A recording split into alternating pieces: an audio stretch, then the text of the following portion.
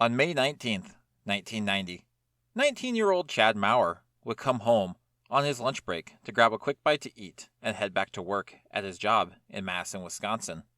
Later that day, Chad's parents would stop by his work, only to find he was nowhere to be found. 2 days later, 150 miles away in South Chicago, Chad would be found in a garage, dead from what appeared to be suicide. However, over time, several questions would start to be raised. This is Midwest Mystery Files, Episode 20, The Strange Death of Chad Maurer. Hello everyone, and welcome to Midwest Mystery Files. I'm your host Jeremiah, with just a few quick things before we start. Midwest Mystery Files is a true crime podcast focused on missing and murdered cases within the Midwestern region of the United States. I can be found on all major podcast platforms, as well as on YouTube with delayed episodes. Social media and contact info will be listed at the end of the episode.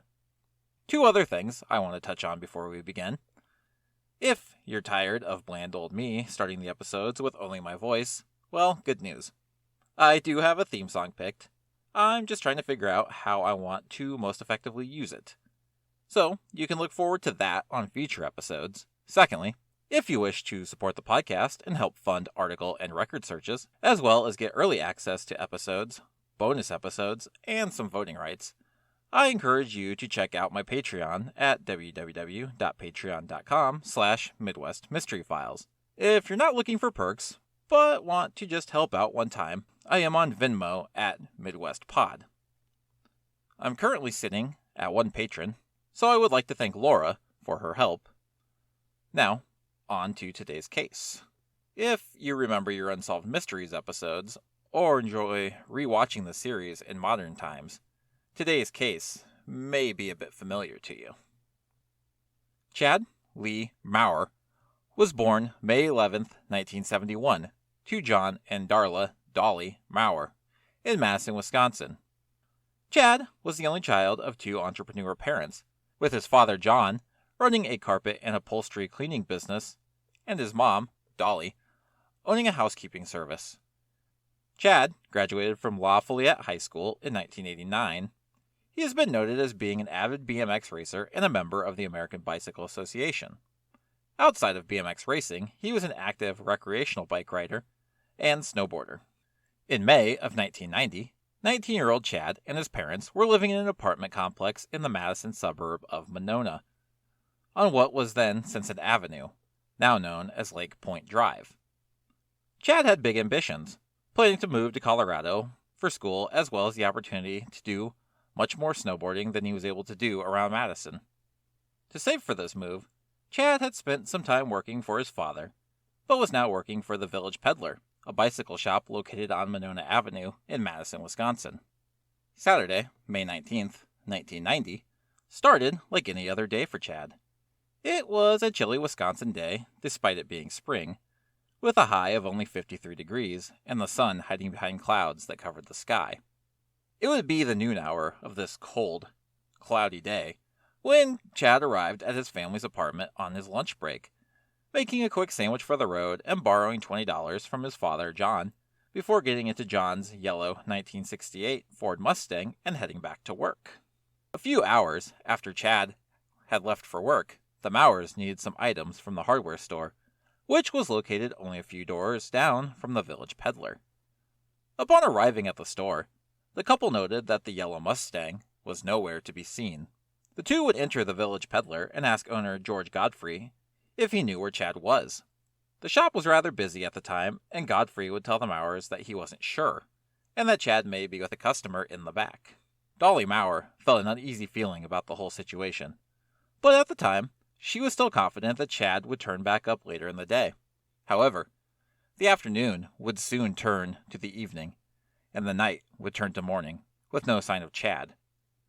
Worried, Darla began calling friends of Chad's, trying to get an idea of where Chad may be. They would all state they had last seen Chad on May 18th for a bit at a party, but no one had seen him since.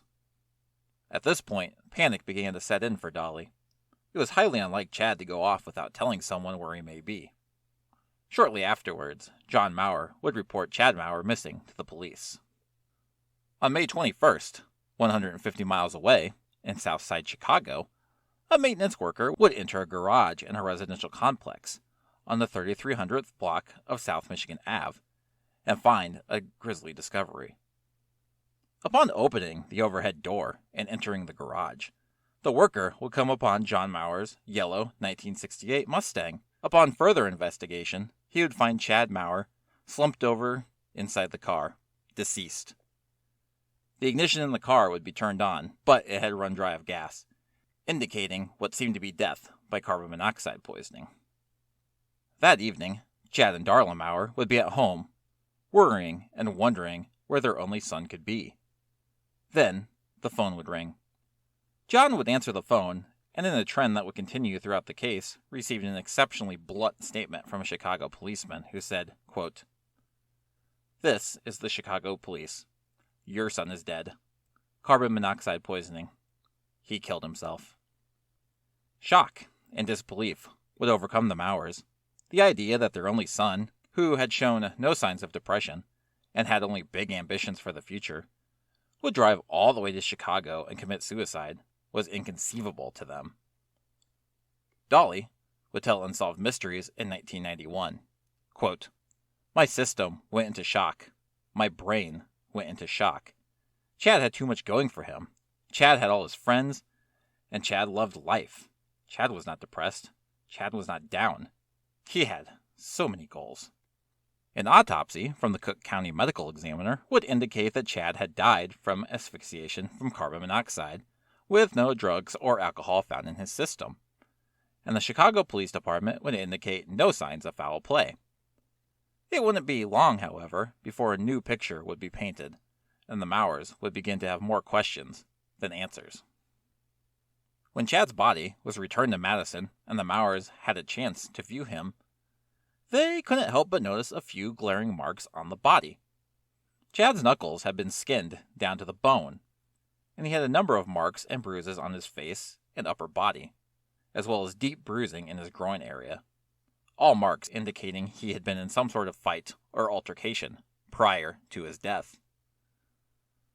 Furthermore, the funeral director would show the Maurers Chad's clothes, and they would be shocked to find that the white t-shirt he had been wearing was all bloody, and his pants had scuff marks on them, like he had been drugged along the ground. Once these discoveries were made, the Maurers would contact the Dane County Sheriff's Office and apprise them of the situation. Detectives with the office would advise the Maurers to wait on a burial and would soon be in contact with the Chicago Police Department, requesting both Chad's autopsy report as well as photos from the scene.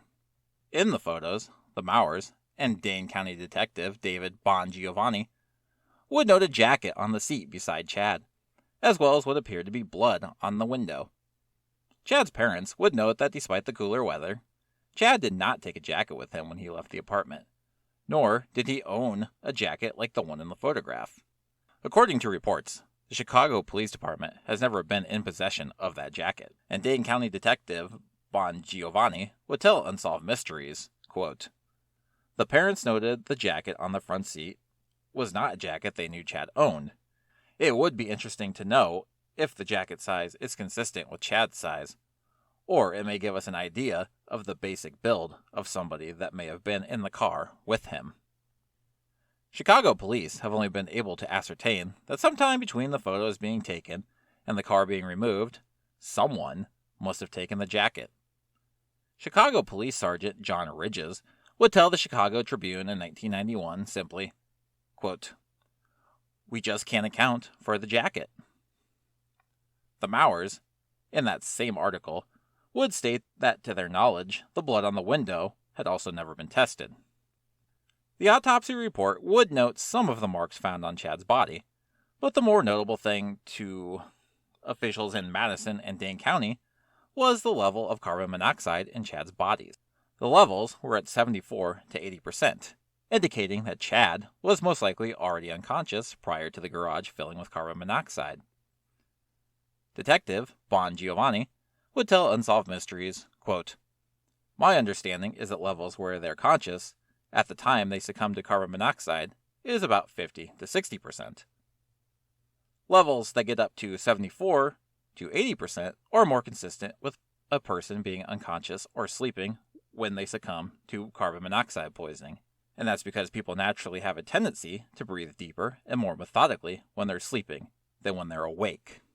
On the carbon levels, Chief Administrator for the Cook County Medical Examiner in Illinois, Roy Dames, wouldn't have much to say.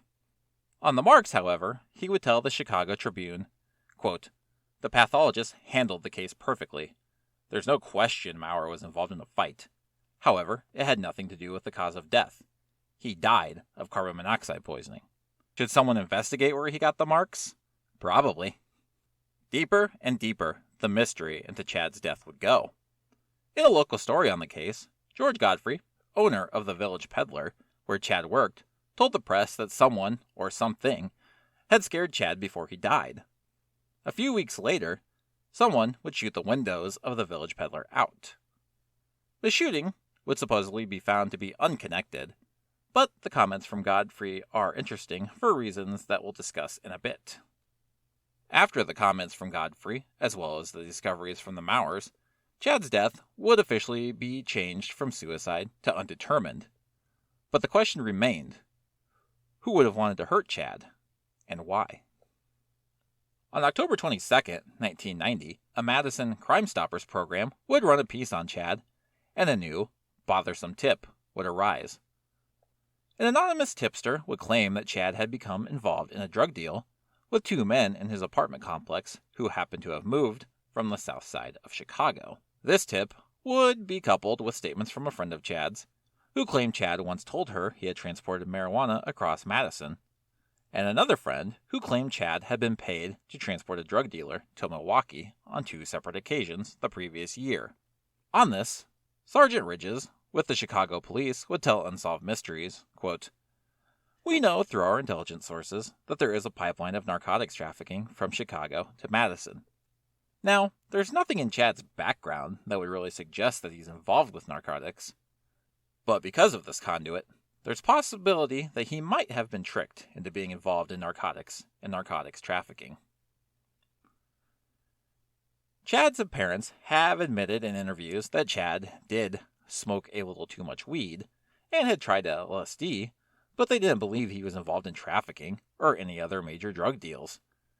As far as the men Chad was supposedly involved with from the south side of Chicago, investigators were able to find 3 individuals who had moved from Chicago to Madison only a few weeks before Chad's death, one of which would later be arrested and sentenced to 27 years in prison for another crime.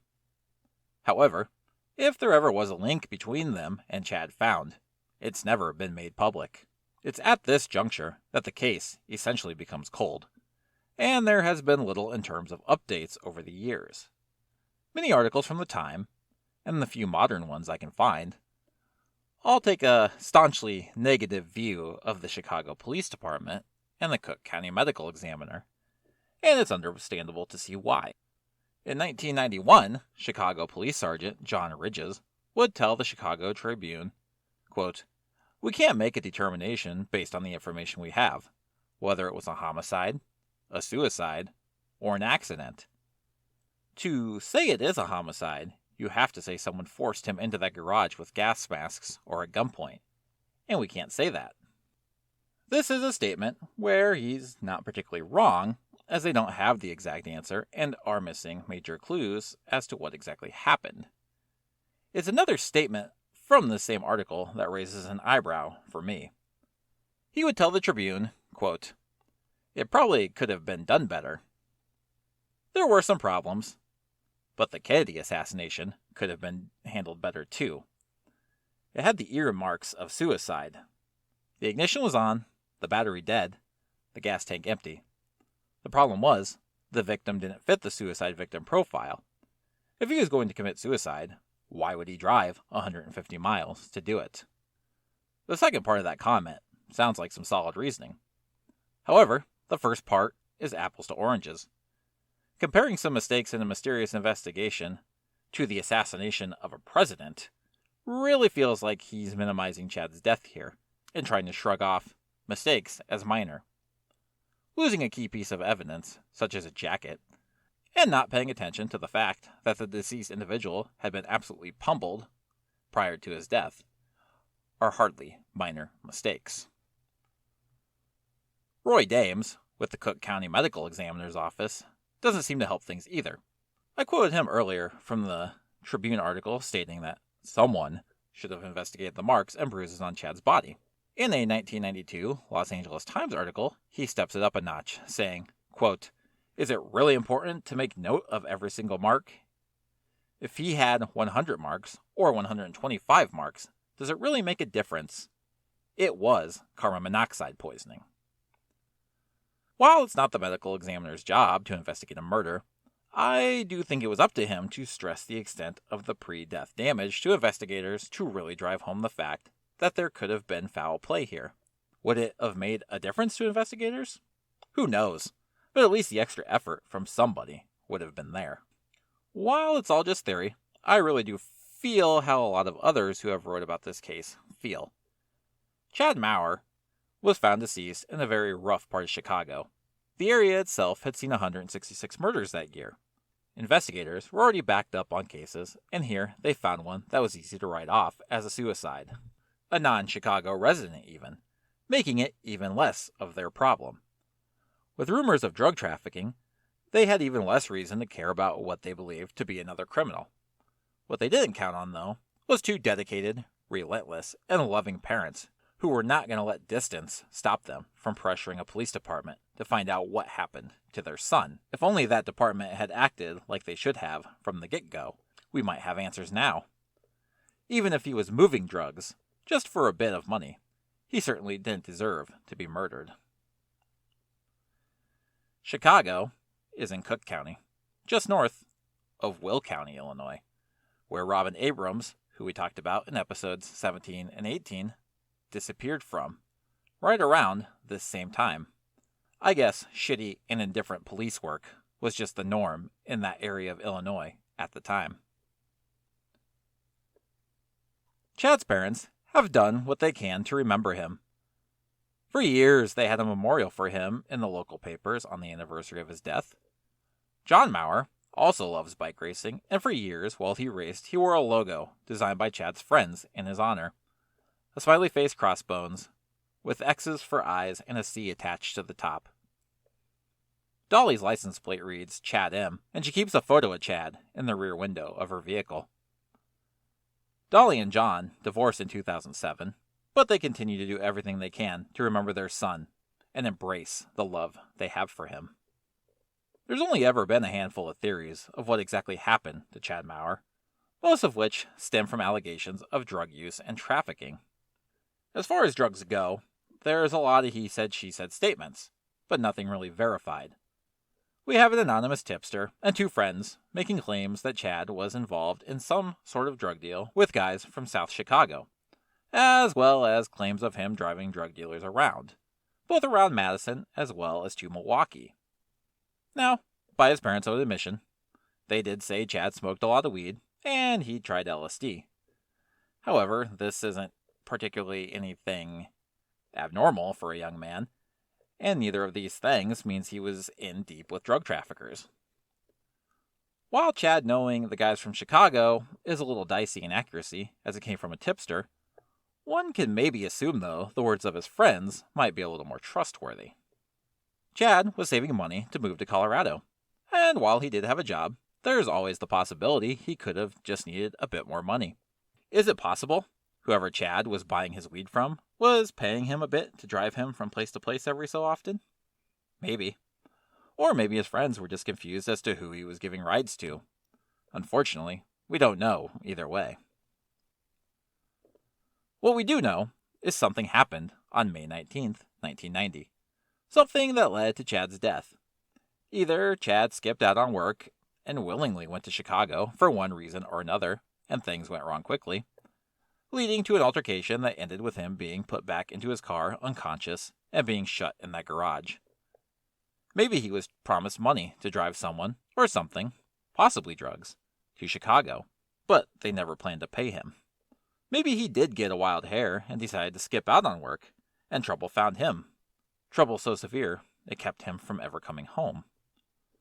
Or maybe he was forced by someone upon leaving his apartment to drive to Chicago, and there was a high likelihood that he was never going to make it home, no matter what.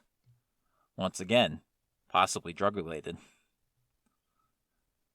I feel like the final option is the most likely, as Chad had a good job that he seemed to like, and it seems strange that with such big ambitions he would just blow the place off so easily. But we can't 100% rule out or confirm any of those scenarios. The idea that he committed suicide can't be fully ruled out either, although I find it unlikely.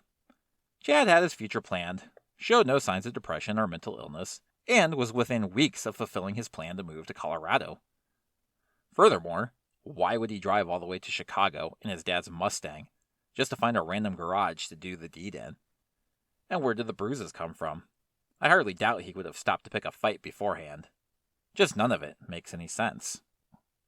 What we do know is that a young, bright, hopeful man died under mysterious circumstances. A married couple's only son, gone, never to return. And if a police department had decided to care before being pressured, there could have maybe been some justice for Chad and his parents. Chad Maurer would tell Unsolved Mysteries, quote, "All we know in Chad's case is that Chad is dead, and he ended up in Chicago. And we know he was beaten up. But why was he beaten up? How did he end up in Chicago?